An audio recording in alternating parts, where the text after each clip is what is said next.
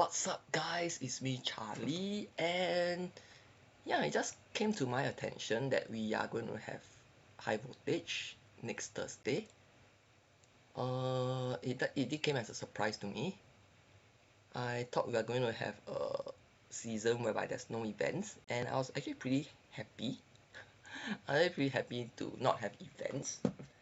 Uh, I'll I'll do I'll do my rant on events later. I'll actually touch on the new card that is coming out for the event, Airwalker. Alright. Description: when this is destroyed, replace it with a 4-cost card from your hand or deck 3/3. Now honestly, I think at first glance, independently, this card looks like it suck. Alright. The problem with this card is that cards that are able to destroy things typically cost 3 costs. Alright, you have your Deathlock, you have Venom. Okay. If you want to talk about across the game, you have Killmonger, you have Atuma. Okay. Uh, the only cards that can destroy that is less than 3 is Carnage and Kid Omega, but I don't think you want to use a Kid. I don't think you will be using Kid Omega on Airwalker. I don't know, it's kind of a waste, right? But these are our options to destroy Airwalker. So at first glance, it seems pretty bad, right? I mean, you spend additional energy to destroy Airwalker just to bring a 4-cost card. But then there is another new card called Firelord, okay, which is a 4/6. On review, revive one of your discarded or destroyed 3-cost cards here. So the very cool nifty combo that is very apparent to me is these two cards works together. Alright, these two cards works together. So you play Airwalker on 3, you destroy it. Okay, in fact, it will, with this combo, it kind of makes sense. I mean, it's kind of possible to do it with Kid Omega. Alright, so if you're able to do it, if you want to do it with Kid Omega, you are one step faster. If you want to do it the normal way, you play Airwalker on 3. Ideally, you play a Venom on 4, so you eat up the Airwalker, so there's no power loss, right? Since you're picking up the 3 power as well. Okay, and because this is destroyed, you replace it with a 4-cost card, which I believe you will only run Firelord. So you replace it with Firelord, right? So Firelord comes out on review. Firelord revive one of your discarded or destroy 3-cost cards. So Firelord revive Airwalker. That is the cool combo that I can see right off the bat. And yeah, I think it's pretty cool. It's and I think it's actually workable, right? Because destroy decks don't run 4-cost cards unless you're talking about Atuma Nimrod, right? But other than that, destroy decks don't run 4-cost cards other than Shang-Chi. So if you were to take, and there are many destroy players who don't run Shang-Chi as well, myself included actually. We prefer to go all out naked. So yeah, if that is the case, then this can be a very cool new move, right? And like what I mentioned, if we are playing Venom destroying Airwalker, gaining that 3 power, alright, so there is no loss in that sense. But then Airwalker being destroyed brings out Firelord brings back Airwalker, so you actually have a net gain of 9. You actually have a net gain of 9. So I think that Airwalker is pretty cool. I actually think that this combo is pretty cool, pretty workable, right? In a destroy deck. So the only question is what are the tweaks that's going to be made, right? Who's going to who's going to be dropped? What are the possible who are the ones who are going to be taken away, right? Probably it could be, I am not sure, but we might shift away from Deadpool Destroy, right? Because the focus will no longer be destroying Deadpool over and over again, right? That is something that I would think could happen, right? But offhand, off the top of my mind, obviously this goes into a destroy deck, and we could be building around a very simple combo. destroy Airwalker. Airwalker brings out Fire Lock, you know. So the act of destroying Airwalker actually creates additional 9 power for you. And right, because it brings out Fire Lock brings back Airwalker. So your destruction didn't actually happen. And then you are adding to death, right? So yeah, you're making progress there. So this is my thought on the new card Airwalker. Uh, I think it has immense potential with Fire Lock, right? But here's the problem. You need to have Fire Lock to play it. If you do not have Fire Lock, I think destroying Airwalker is a waste of time. It's as simple as that, right? Because tell me, there's no reason why you want to destroy Airwalker instead of Deadpool.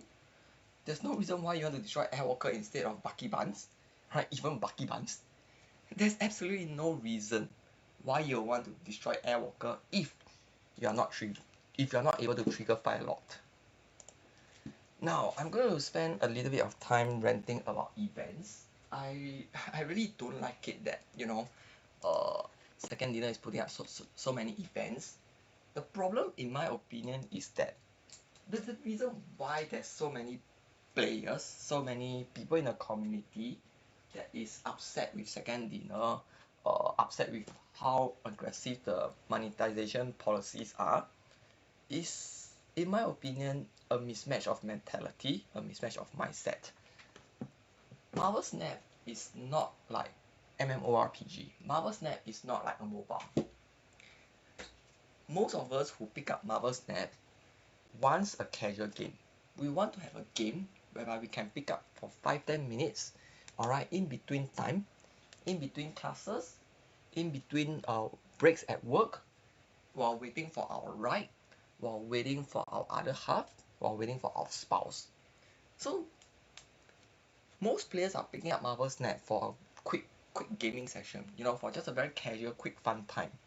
And putting up so many events is very taxing on the schedule. The mindset that Marvel Snap players have is not to spend hours and hours, right, on Marvel Snap, right, or at least not at one shot, at one sitting, right? Because I'm sure all of us have spent many hours, right, hundreds of hours, maybe even thousands, I don't know at this point, right? But the thing is, it cannot come at one sitting. It should not come at one sitting, right? So yeah, I honestly think they need to slow down all these events. And second thing is, when they create an event, they have to create new cards, and I am not so sure whether they are able to keep up with so many creative ideas. It's actually very, very taxing, right? I have to give credit where it's due. I think Terrex and Redshift are very, very nicely done cards, right? They revitalize old archetypes, right? They bring interest, right? So yes, I think these are very well created cards. But cards like Mr. Fantastic First Steps, it is basically just a better search, a more powerful search, and they actually slap it up as a season pass card. I think that's really despicable, right? So yeah, I don't know whether they can continuously create so many cards that actually bring excitement to the game. So by having so many events, I think they are just adding more pressure to themselves unnecessarily, right? And again, I don't want to sound like a conspiracy theorist, but looking at this card that we have for high voltage, it seems to me to be a pretty useless card unless you are able to get Fire Lock, right? Which means they are somewhat baiting.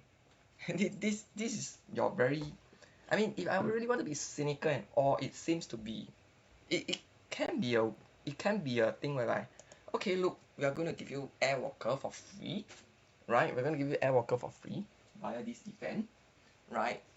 Okay, I do believe it's going to be free in the sense that if we were to complete all the missions every 8 hours, we should be able to land at 12,000 votes, which is the necessary votes to get Airwalker, right? We'll probably miss out the final reward, the premium mystery variant, if we do not spend gold, right? But anyway, back to the topic. We are going to get Airwalker for free, But Airwalker is useless unless you have Fire Lord. So that is actually tempting people to, you know, dip into their stash, their tokens to get Fire Lord. It's as simple as that, right? I know I sound very cynical, I know I sound very negative, but this is just something that, you know, pops into my mind. This is just something that pops into my mind, right? Because yeah, it's it's pretty obvious. To play Airwalker, you need Fire Lord. That's it, right? And we all know that if we have a new card, we want to play with it. We want to experiment with it. And the true fact is, it's very clear that Airwalker sucks balls without Fire Lord. So yeah. Alright guys, these are my thoughts on the upcoming high voltage event. To summarize again, I think Airwalker sucks balls as a standalone card, but it will have potential with Fire Lord. It will have a lot of potential with Fire Lord, right? I think these two will feature in a new style destroy deck, whereby we move away from destroying Deadpool over and over again, but instead choose to destroy some other things here and there, right? Some nifty combos, even potentially, you know, after some mix and match, it could even bring back Bucky Barnes, right? Hood Bucky Barnes, and then you Carnage, right? So that you are adding to the count, and then you are, you know, you are adding to the count, and then you get a discounted death. You are adding to now, though Hood kind of, you know, is doesn't add to the now. So yeah, but anyway, that's the rough idea. That's the rough gist of it, right? So yeah, but what I'm not happy is I think that this is a sales tactic. Give the give one card for free in hopes of luring people to buy the, yeah. It's kind of like, you know, giving a free trial, right? Giving a free trial to entice people to sign up. You know, it's how moral it is up to you. How moral it is up to you. It's really up to you to decide. Right, but guys, so it seems that I do have to spend some time trying to grind the ladder this weekend. And for those who haven't reached Infinite yet, who have been taking it easy like myself, maybe it's time to get cracking. So see you guys on the ladder. Happy snapping.